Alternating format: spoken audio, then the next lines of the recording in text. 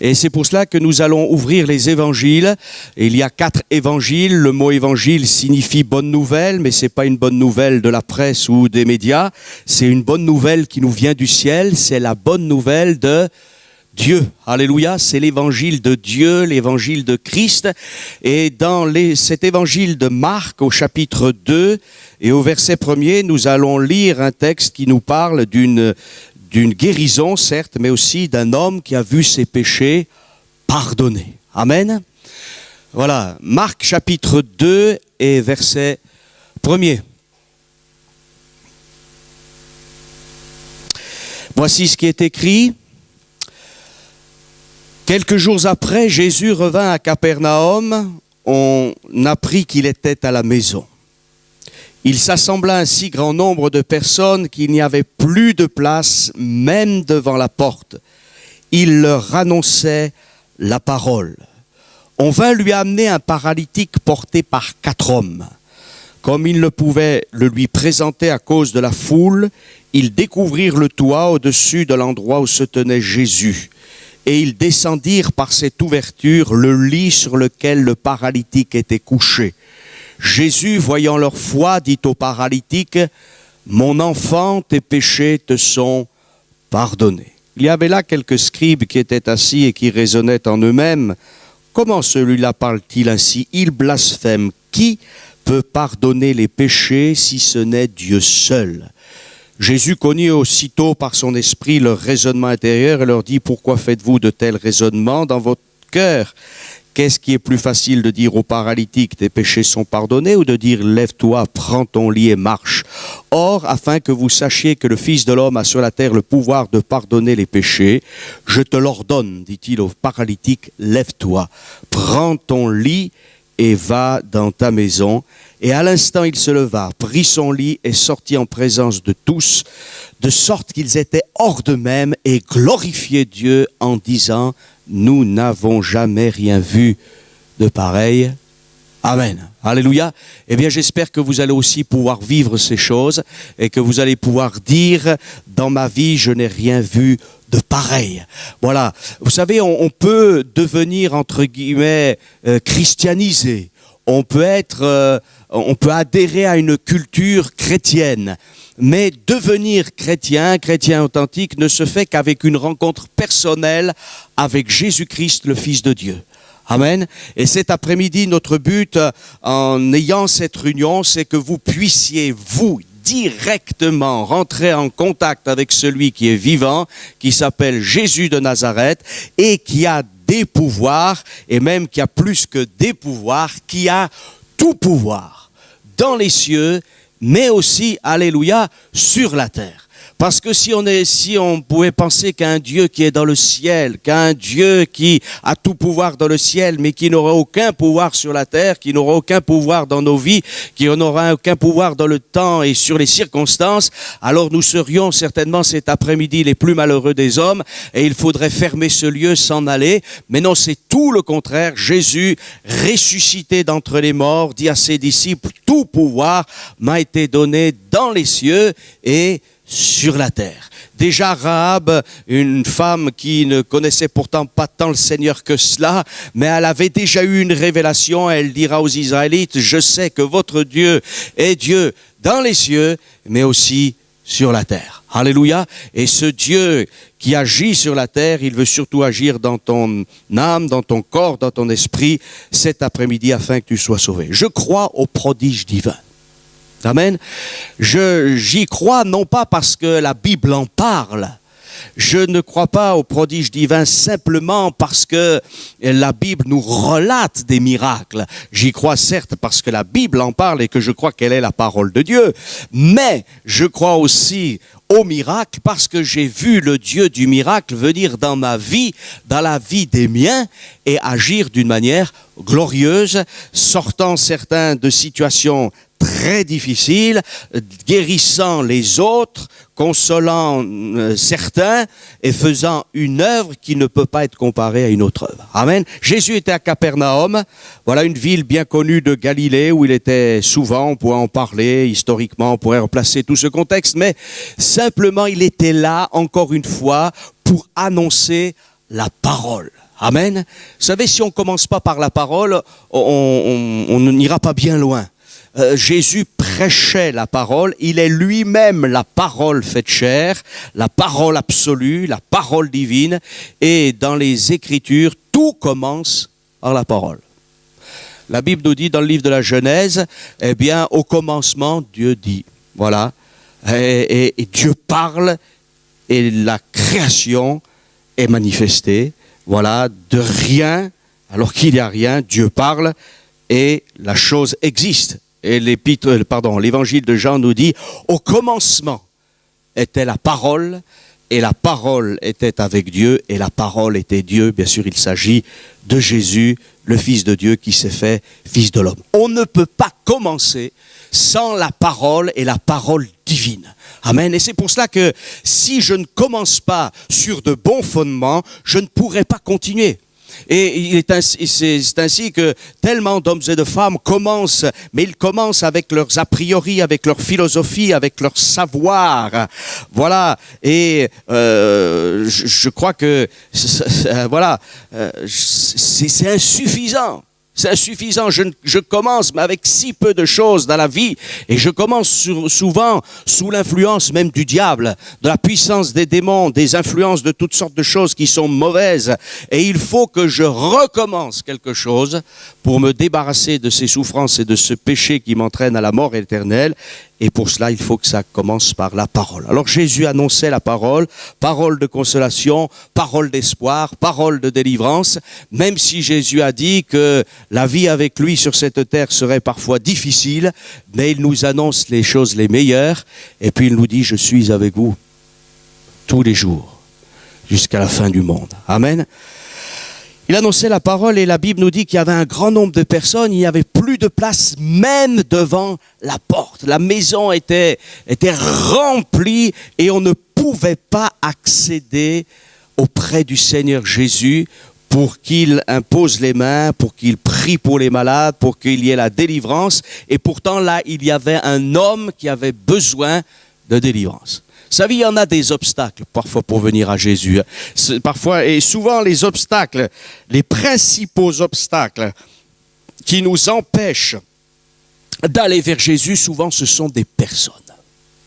Très souvent, il n'y a pas que ça, hein.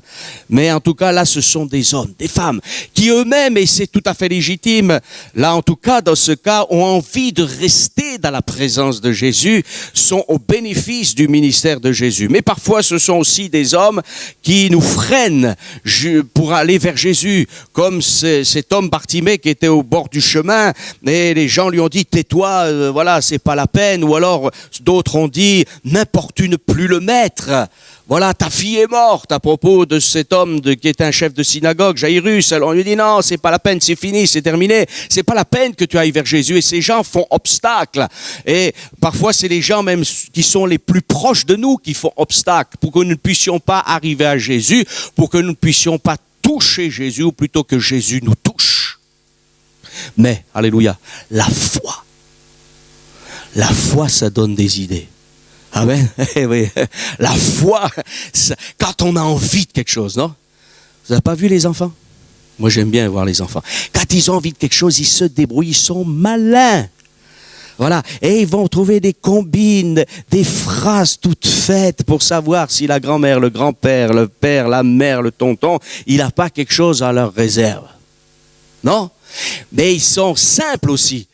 Ils croient que ceux qui sont de leur famille, qui sont là, les aiment, et qu'ils ont toujours quelque chose. Alors bien sûr, des fois, ils sont déçus, hein, parce qu'à la place du joujou, il y a peut-être autre chose, parce que nous, on sait ce qui est bon pour les enfants. Mais ils s'attendent à recevoir quelque chose, et ils se débrouillent pour accéder auprès de ceux, eh bien, auprès duquel ils savent qu'ils vont recevoir.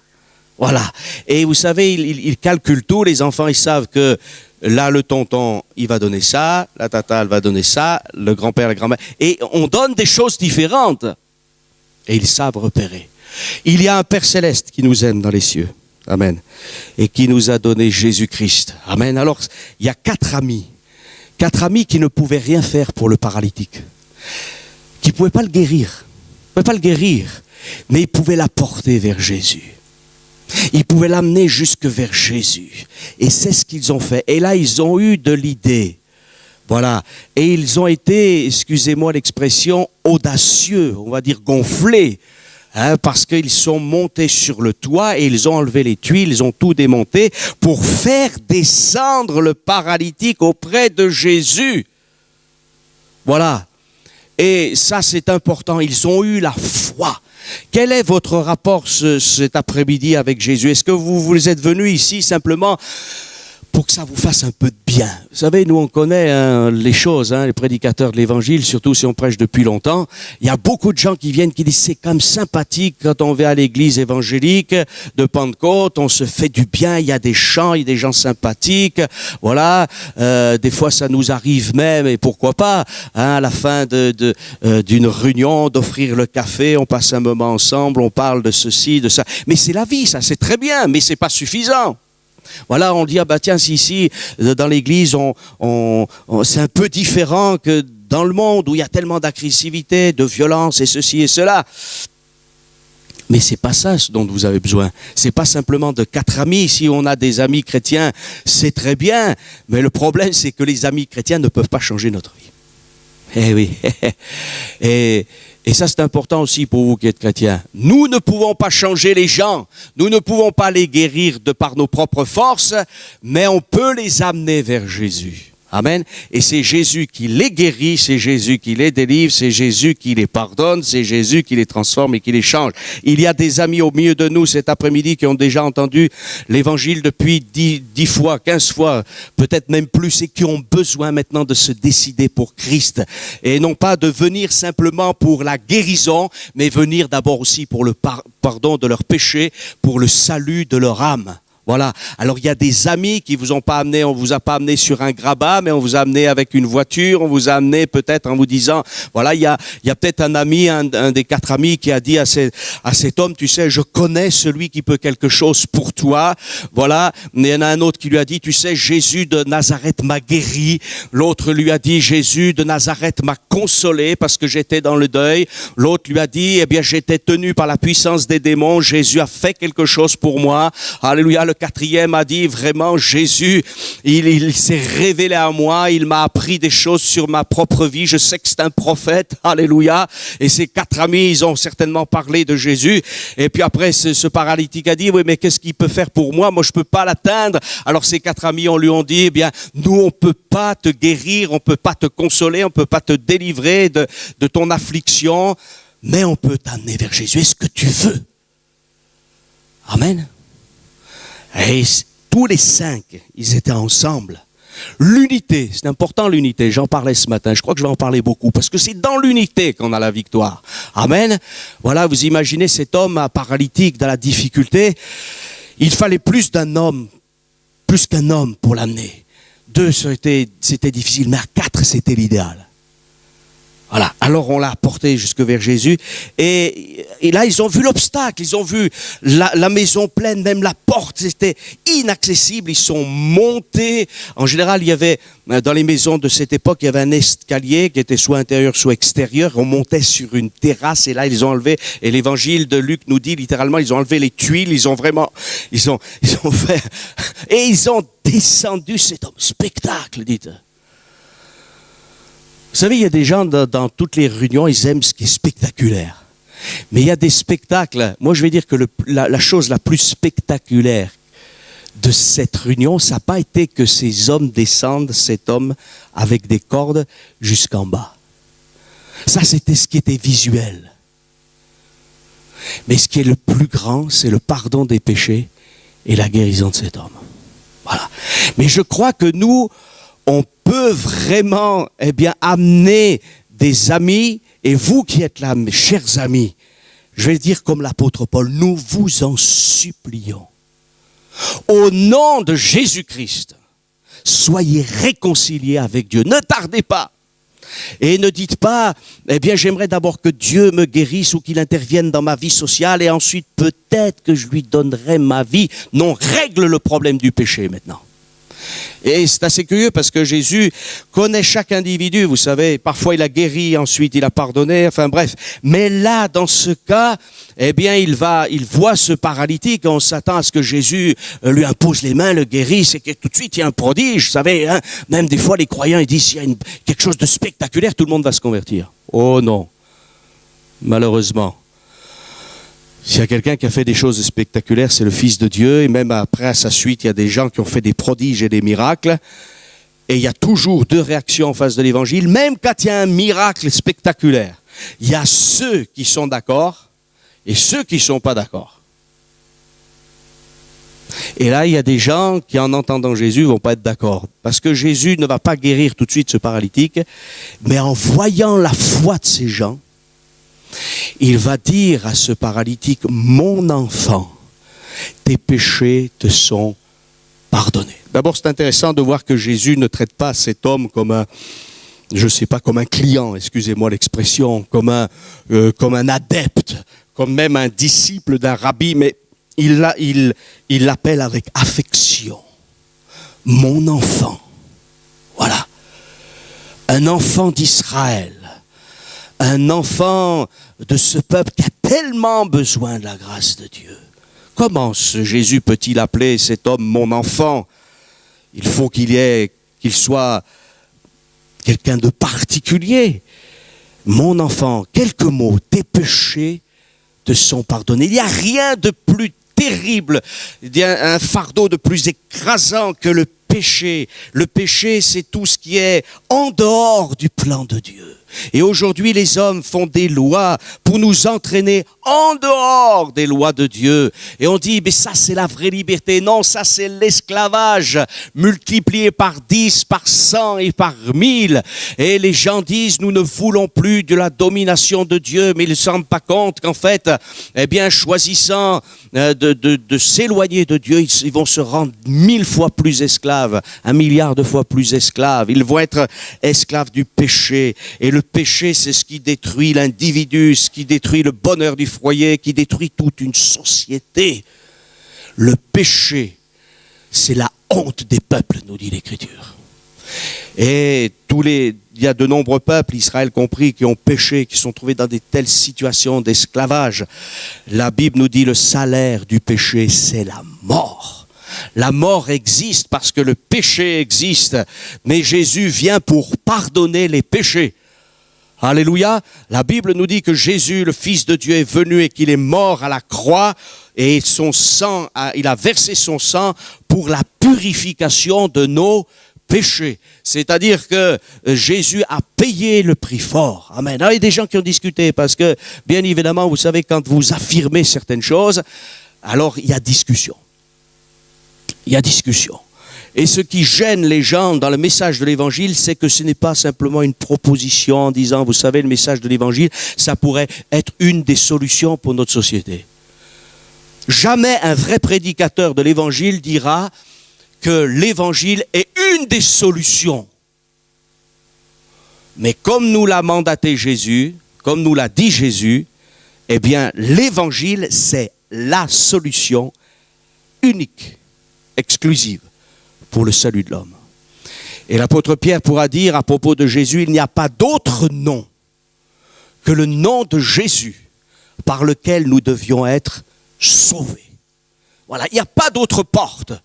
Voilà, il n'y a pas d'autre accès si on veut être sauvé, pardonné de nos péchés, si on veut une vie nouvelle, si on veut vraiment connaître quelque chose de nouveau, c'est Jésus, Jésus, Jésus, et encore Jésus, et il n'y a pas d'autre solution. C'est pour cela que, ami, tu peux essayer de louvoyer, tu peux essayer toutes sortes de solutions, tu tourneras en rond et tu n'auras pas la solution. Et les scribes, ces gens qui étaient instruits, eh bien, vont dire, ils vont raisonner en eux-mêmes. Et ils vont dire, mais comment celui-là parle-t-il? Il blasphème. Qui peut pardonner les péchés si ce n'est Dieu seul? Et c'est vrai que bibliquement parlant, ils avaient raison. Il n'y a que Jésus il n'y a que Dieu, pardon, et on va y revenir, c'est pour ça que Jésus est Dieu. Il n'y a que Dieu qui peut pardonner les péchés.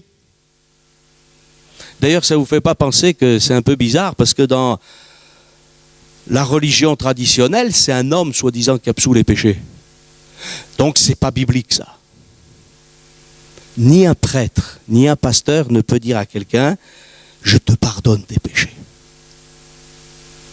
C'est quand un homme, une femme, même s'il ne prononce aucun mot, même si ses cordes vocales ne vibrent pas, mais qu'à l'intérieur de son cœur, il dit « Seigneur, je te prie de pardonner mes péchés ». Tu vois, tout ce que j'ai fait, tout ce que j'ai dit, tout ce que j'ai ressenti, tout ce qui n'est pas en accord avec ce que tu veux, alors je te demande pardon, je te prie, Seigneur, de pardonner mes péchés. Et là, à ce moment-là, m'écoutez bien, quand un homme, une femme accepte de se repentir, de confesser ses péchés à Dieu, même dans le plus grand secret de son cœur, en toute sincérité, alors là, eh bien, le sang de Jésus, le Fils de Dieu, purifie de tout péché. Nous l'avons chanté tout à l'heure, tout est oublié. Alléluia. Et Jésus vient et fait l'annonce du pardon des péchés pour ceux qui veulent le recevoir. Alléluia.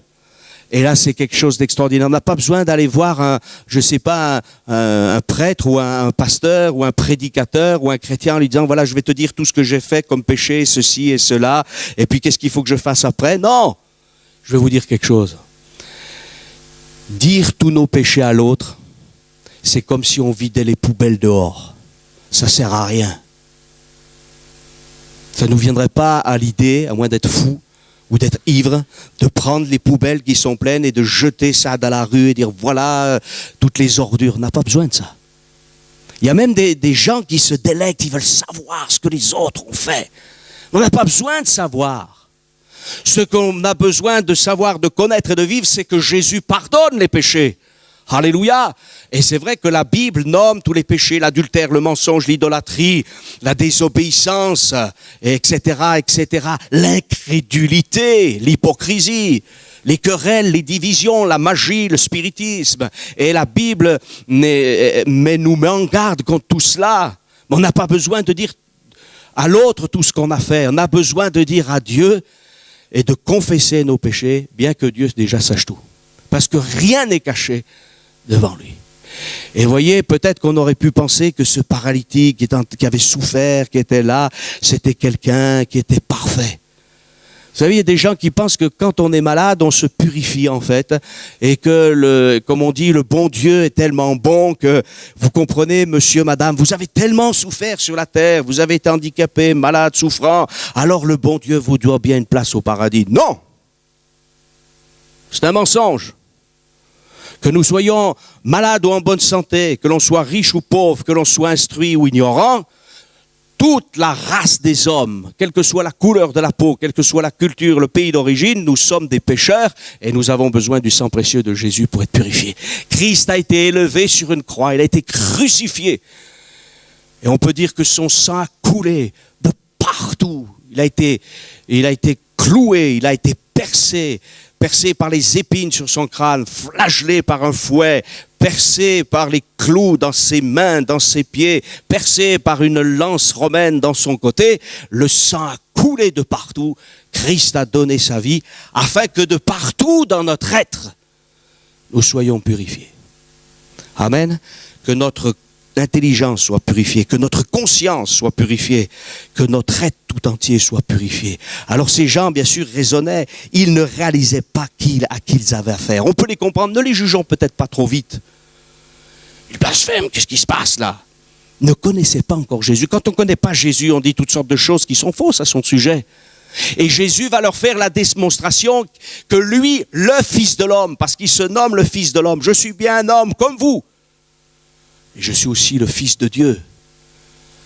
Et je vais vous démontrer par A plus B, c'est le cas de le dire, que j'ai bien le pouvoir de pardonner les péchés.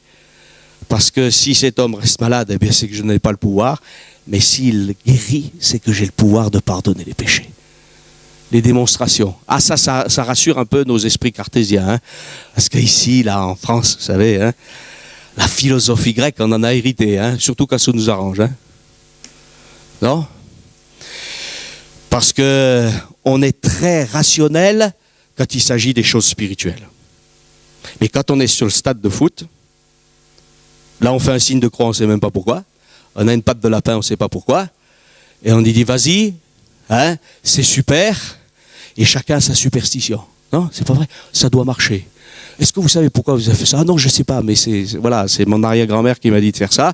Donc je le fais. Et on est rempli de superstitions. Mais quand on nous commence à nous parler d'un Dieu saint, d'un Dieu vrai, d'un Dieu qui sauve, alors là, on commence à douter. Monsieur, je ne crois que ce que je vois. Monsieur, pour qui me prenez-vous? Eh oui, mais ami, tu peux toujours raisonner, mais tu resteras avec ta souffrance. Et la Bible nous dit ceci, que les Grecs cherchent la sagesse, que les Juifs cherchent des miracles.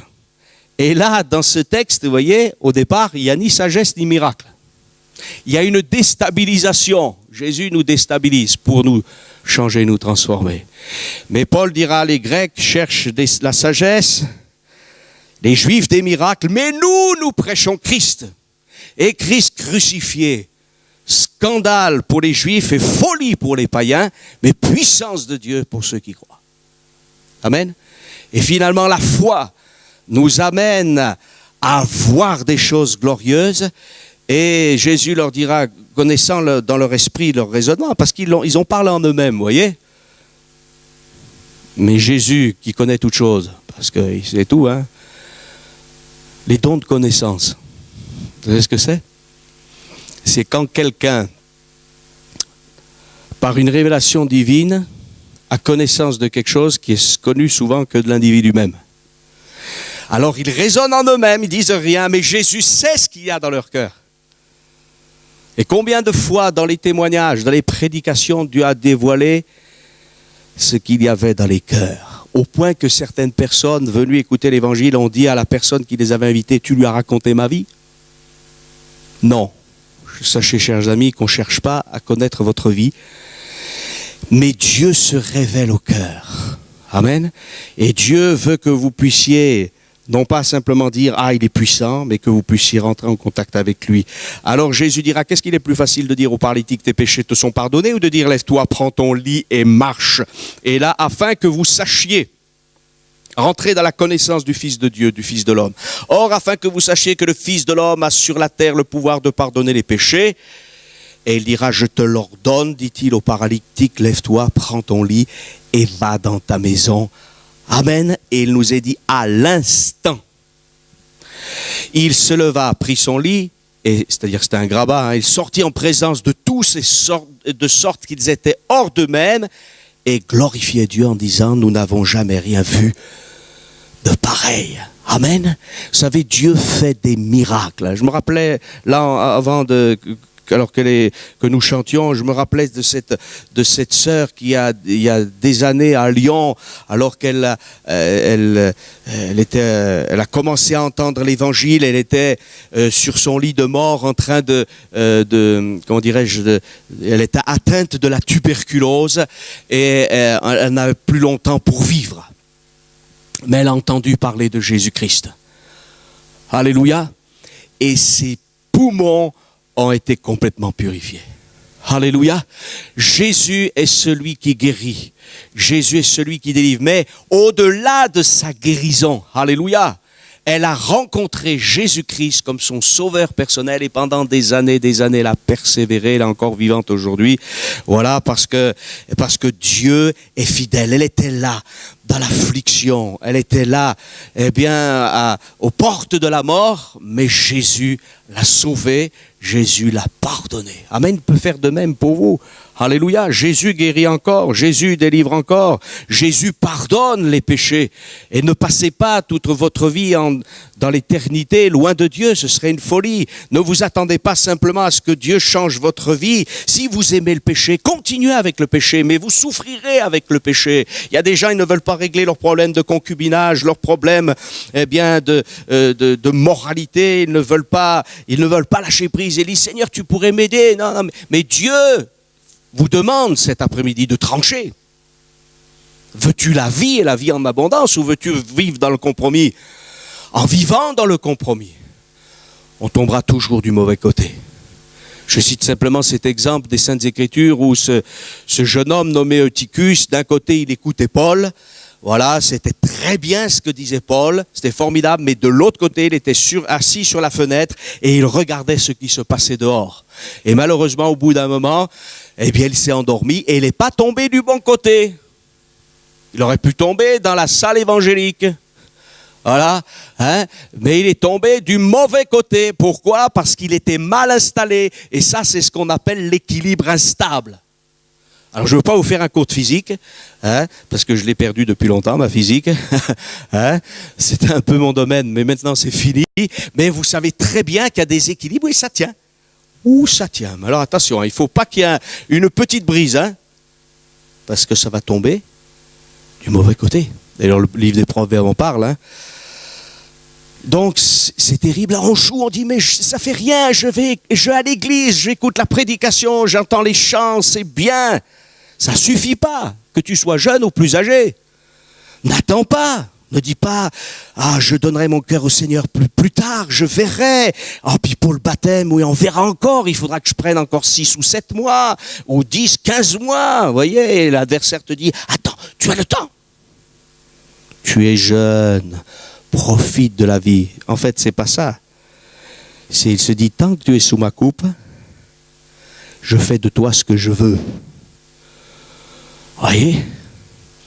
Mais un jour, j'ai réalisé cela. Je me suis dit, vous savez, je vais faire une petite parenthèse. Parfois, on dit, j'ai entendu beaucoup de gens qui ont dit, quel privilège vous avez eu de naître dans un foyer chrétien, ça a dû être facile pour vous de vous convertir. Aïe, aïe, aïe. Vous savez, quand on fait partie du royaume du diable, qu'on soit fils de chrétien, petit-fils de chrétien, fils de pasteur, on fait partie du royaume du diable. Jésus dira que quand on n'est pas dans son royaume, on est dans le royaume du péché et du diable.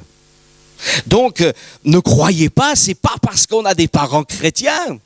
Mon grand-oncle était pasteur, mon oncle était pasteur, j'avais plein de gens qui étaient dans le service de Dieu, mais j'étais un incrédule, j'étais un pécheur, j'étais là, loin de Dieu. J'aimais la Bible, j'aimais l'Évangile, j'aimais les chrétiens, j'aimais mon pasteur. Mais j'étais sans Dieu, sans espérance. Jusqu'au jour où le Seigneur a frappé à ma porte. C'est vrai, j'étais très jeune. Et le Seigneur m'a fait voir mon péché, ma misère. Et là, j'ai senti qu'il fallait que je donne mon cœur au Seigneur. Alléluia. On n'est jamais trop jeune pour donner son cœur au Seigneur. Il y a des enfants dans ce lieu. Tu es un enfant, mais Dieu ne te traite pas comme quelqu'un qui n'a pas le droit d'écouter l'évangile. Donne ton cœur au Seigneur maintenant, toi qui es un enfant. Il y a un ado peut-être ici, je ne suis pas en train de scruter quiconque, qui a besoin de la grâce de Dieu. Et qui se dit, oui, mais plus tard, les copains, qu'est-ce qu'ils vont dire, et ceci et cela. T'inquiète pas de tout ça, donne ton cœur au Seigneur. Il y a un jeune peut-être qui attend depuis longtemps, qui résiste au Seigneur. Donne ton cœur au Seigneur. Et puis il y a peut-être quelqu'un qui dit, oui, mais alors il n'y en a que pour les jeunes. Non, je vous rassure. Je lisais un texte hier, l'Éternel a commencé et il m'accompagnera jusque dans la vieillesse. Amen. Alléluia, j'ai vu des gens se convertir très tard. Alléluia, mais Dieu les a bénis. Et même, on aurait pu penser que c'était, vous savez, des gens qui se convertissent à 89 ans. C'est pas très jeune, hein. On se dit, vite, il faut qu'ils se fassent baptiser parce qu'ils en ont peut-être plus pour longtemps, mais Dieu a donné à une sœur qui s'est fait baptiser à cet âge 12 ans de plus, 13 ans de plus même, 13 ou 14 ans. On n'est plus à une année après. Elle a dépassé les 100 ans avec toute sa tête. Et je vous assure, quand vous rentriez auprès de cette femme, il y avait une paix de Dieu. Elle vous parlait du Seigneur. Et c'était formidable. Amen. Que je sois jeune ou que je sois âgé, que je sois malade ou que je sois en bonne santé, que j'ai fait des études ou pas, que j'ai de la réussite ou pas, on a besoin de Christ. Amen. Alors cet après-midi, venez auprès de ce Sauveur qui vous aime. Amen. Et ne dites pas, Seigneur, donne-moi quelque chose. Mais je vais vous dire, parce que c'est ça le véritable défi qui est là devant vous, donnez-lui votre vie. Et après, il vous donnera ce dont vous avez besoin. Vous êtes là en train de contester pour certains. Oui, mais j'ai prié, mais Dieu ne m'a pas donné. Oui, mais le Seigneur te fait une prière ce soir. Et la prière de Dieu, parce que souvent on l'oublie celle-ci. Vous allez me dire, Dieu prie. Oui, Dieu demande à l'homme quelque chose. Et la prière de Dieu, c'est celle-ci. Mon fils, donne-moi ton cœur. Amen. Et quand je donne mon cœur à Dieu, alors Dieu me donne ce dont j'ai besoin. Mais tant qu'on résiste, on veut des gâteries. Vous savez, un petit peu comme un marchand de glace qui passe, là on dit ding ding ding, et ça sonne, et à la cloche, et c'est super. Et puis après, le marchand de glace, tu vas plus loin. Hein? Dieu n'est pas un marchand de glace. Dieu n'est pas un marchand de bonbons ou de friandises. C'est pas un rapport commercial qu'entre Dieu et nous. C'est un rapport paternel. Mon enfant, je vous rappelle ce qu'a dit Jésus. Amen. C'est vrai qu'il y a le Père dans le ciel, mais la Bible nous dit que le Messie, on l'appellera admirable, conseiller, Père éternel. Alléluia. Alors cet après-midi, on va fermer nos yeux, on va prier le Seigneur. Et mon vœu le plus cher, c'est que vous puissiez donner votre vie à Jésus-Christ. Alléluia. Et dans quelques instants, on va prier pour tous ceux qui sont dans le besoin. D'abord.